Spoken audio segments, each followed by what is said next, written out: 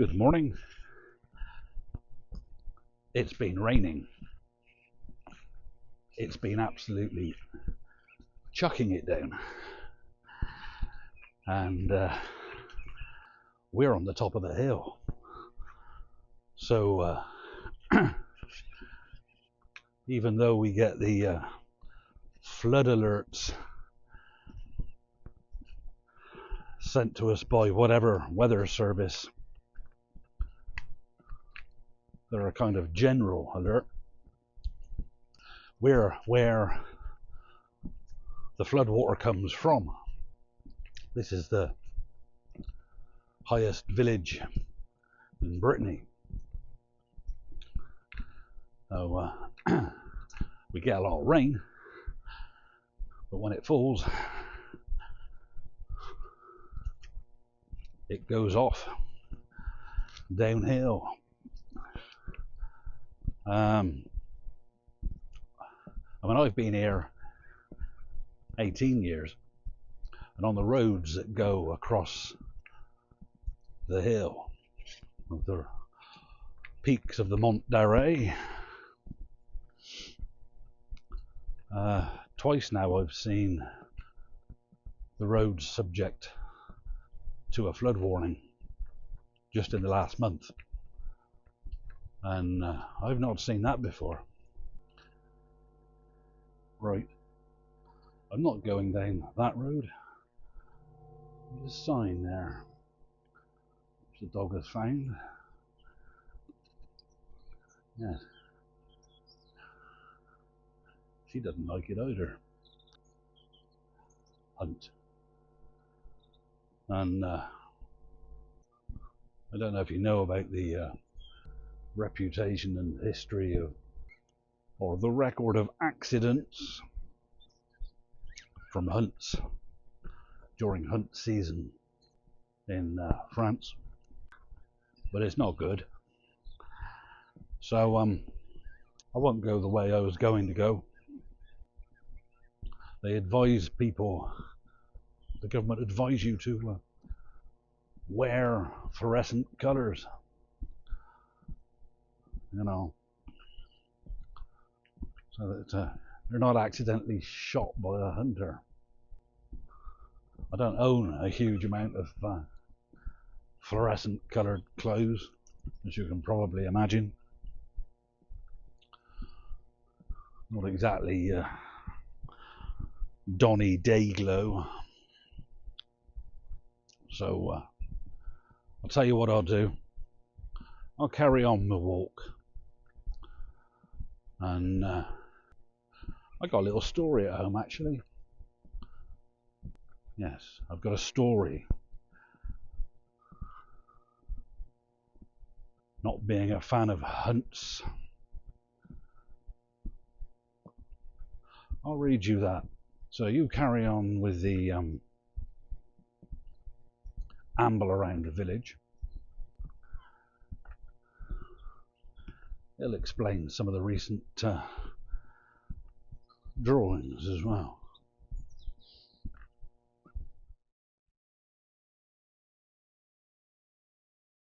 Always birds plan. The village was a quiet sprawl of old stone and thatched, rough-slated roofs, asleep again in its regular bed of a Somerset Sunday morning. The squat, a creaking old Georgian house with a carpet of ivy clawing 4 walls up to its insides, stood stooped. Now just a tired-out sentinel at the edge of the last field to the woods. Inside it rattled with young life, though the air about it was still thick with old damp and stale cigarette smoke. The punks refused to call it a squat, and named it simply the house. It was all a refuge and a defiance, a home stitched together with found furniture, psychic pattern and animal-painted walls, and the shared hope of making it through one more dole-check week nearer to an idea of an ideal that was shared but distinct in each inhabitant. Sparrow was the last to slip out of the house that morning. Sparrow was her new real name in the forever tides of piss-taking, laughter and nicknames. She was small, wiry and quick, with an invisible crown of number 2 black hair, now dyed a deeper midnight blue than the packet electric crazy promised.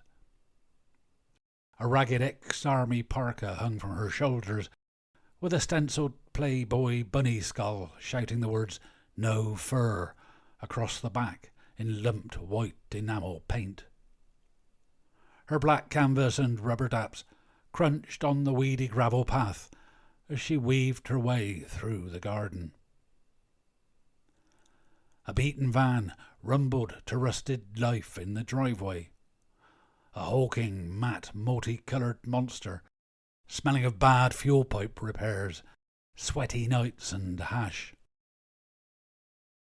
Inside, her friends laughed and jostled for the space remaining in the back, currently half filled with old metal to take down the scrapyard for cash. Reg, with her dark and fierce eyes and 2 big dead men's boots, was stuffed into her favourite corner behind the driver's seat. Ash, with his ever-present roll-up dangling from thin fingers, sat against the van wall next to her, and Fat Finn, who was as wide as he was soft-spoken, filled the rest of the back of the van, wearing a fresh blown spliff fog. In the driving seat was Cap, the only one among them with the requisite paperwork. The rest of the blim-holed sky-blue vinyl bench seat next to him was covered with an assortment of paperwork, so he scrabbled up towards himself to make room for Sparrow. It was the usual Sunday morning late spring mission, another Huntsab meet-up, armed with bags of kit and balaclavas. As Sparrow reached the desperately stuck and rotting gate, she stopped. To the gate's side, and beneath the leaf-stuffed branches of the old chestnut, something trembled in the high dewy grass.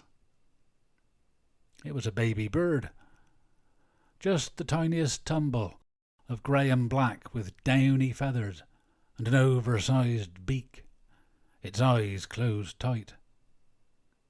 It looked impossibly fragile, like a fragment of the dull morning sky dropped to the earth. "Poor little bugger," Sparrow murmured, crouching to scoop it up. It rested in her cupped hand like a little secret. Cap leaned towards the open van door, his take on a roll-up curling grey smoke. "What's that? A bird? Funny, huh, Sparrow?" "Yeah, funny," she said softly, sensing there was a weight to this moment yet to be named. Without thinking further, she turned back toward the house. "You lot go on. I'm staying." "You what?" Red shouted, incredulous. "What's going on, Cap?" Cap turned and replied, She's gone and picked up some baby bird off the ground." He pulled the door closed, calling through the open window, "All right, Sparrow. Laters, love." He started pumping the throttle to avert the van's love of stalling. "Sorry, I can't leave it, Reg," Sparrow shouted over the van, and already walking back. "Go on without me." Reg groaned and Ash shrugged. "You're cool." The van coughed its way away down the lane, leaving Sparrow with the bird cradled between her fingerless gloves and parka. Back inside, the house air was cold and still, its usual chaos hushed by the early hour and the departure of her friends. Sparrow set the bird on the kitchen table, clearing away a makeshift ashtray and the dog-eared stack of black flags and class wars. The bird twitched weakly, its small body rising and falling with each shallow breath. She rummaged through the cabinets, finding a pipette left over from Reg's ill-fated experiment with homemade absinthe. There was still some tepid water in the kettle, and she mixed it with a pinch of sugar, recalling something she'd read once about feeding weak birds. Holding her breath, she dripped the mixture into the bird's open beak. It swallowed, its movements slow and seeming deliberate. That morning then unfolded in the gentle and calming rhythm of care.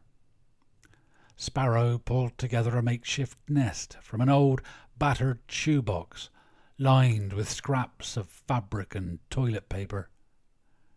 She placed the box on a chair to the side of the paraffin heater, the warmest spot in the kitchen when the wood-burning oven wasn't going, and hovered nearby, watching the tiny creature with worried, unspoken, insistent hope. Outside, the world seemed to echo her solitude. The village's Sunday quiet pressed against the walls, broken only by the occasional crow cawing from the trees. Sparrow's friends were miles away by now, dodging and facing off against men in red coats and their baying hounds. She thought of them briefly, masked and running fake scent trails, of their shouts and laughter, anger and defiance. But her attention swiftly returned to the immediacy of the bird here and now. She could imagine herself opening her hands to let the mended survivor fly free. Time slipped in gently with the afternoon light, slanted through the dirty windows, setting fire slow twirling dust-smote letters of sun. And the bird seemed more definite in its stirrings, tiny wings trembling as it grew surer of the certainty of life with each feeding. Sparrow found herself speaking to it, her voice soft and low. "You'll fly again," she promised. "Not yet, but soon. You'll be back in the sky where you belong." And Sparrow looked up to the cracked cream kitchen ceiling. She could see it happening as if it was painted there. Even the house seemed to hold its breath, listening to the fresh life being saved and propelled into a future that was being buried only a few hours before. The angry and comical graffiti on the walls, the snarling faces and slogans of resistance seemed challenged in the golden day's light of hope. Anger was giving way to something more of life, and Sparrow felt different too. A strange sense of peace settled over her, as if she'd now been anchored to something larger than herself and her usual worries. Evening fell, and with it came the familiar sound of the door latch being lifted from the outside. It was Reg, her hair wild from the wind, her boots caked in mud. "Thought you might be lonely, hun. The boys have gone down Jenks and dropped me off," she said, stepping up to the kitchen table. Her sharp eyes softened as they landed on the bird in its shoebox home. "Still alive, then?" "Yeah," Sparrow said. "Getting stronger, I think." Reg nodded, pulling a battered tin tartan flask from her coat. She twisted the top, took a swig and passed it to Sparrow. "You missed some nutters today. I'll let the glory hounds tell you all about it later. I'll fire up the stove and cook something. Looks like you've got enough of your own little fight going on here." Sparrow smiled faintly. "Yeah, something like that." The two of them sat in companionable silence, the flask of old black tea passing between them, the bird's faint chirps filling the spaces where any words might have sat. Outside, the evening deepened. A sparrow watched the bird settle into sleep. A thought grew in her. This act of care, this fragile thread of life she'd chosen to nurture, felt as radical as any banner waved or slogan shouted. It was still a rebellion, but of a different kind. A small defiant flame of hope against both the oldest, darkest certainty and newer shadowy uncertainties too. It was one animal's cultural stand for itself and another against an oblivious natural order of disorder and dissolution. Tomorrow would come with its challenges and uncertainties, but for tonight there was this: the bird, the warmth of the house, the quiet hum of connection, and that now cherished certain plan of flight and freedom.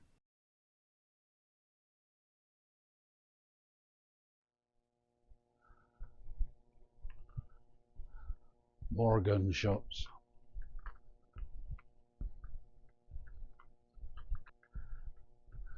Anyway, did you like that? That was one of the original plans for this prune walking around with a phone on a stick. It was just to read some of my stories.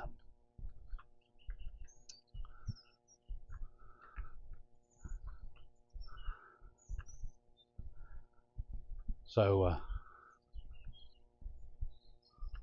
that'll do for now. Look after yourself. Look after those around you. Ta-ta for now.